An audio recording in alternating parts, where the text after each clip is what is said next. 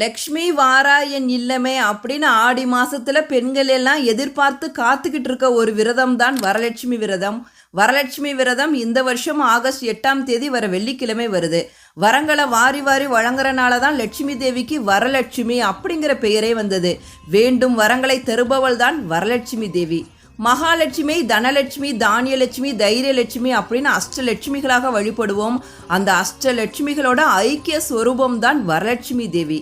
வரலட்சுமி விரதம் இருந்து இந்த அஷ்டலட்சுமிகளையும் மனதார வேண்டி தீபமேற்றி வழிபாடு செய்யும் போது நம்ம வாழ்க்கைக்கு தேவையான 16 வகை செல்வங்களையும் அந்த மகாலட்சுமி நமக்கு கொடுப்பா.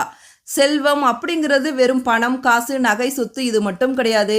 எவ்வளவு கோடி சொத்துக்கள் இருந்தாலும் நம்ம உடம்புல ஆரோக்கியம் அப்படிங்கிறது இல்லாட்டினா எந்த சொத்துக்களையும் அனுபவிக்க முடியாது. அதனால தான் பெரியவங்க சொன்னாங்க, 16 பெற்று பெருவாழ்வு வாழ்க, கலையாத கல்வியும் குறையாத வயதும் பிணியற்ற உடல் அப்படின்னு சொல்லப்படுகின்ற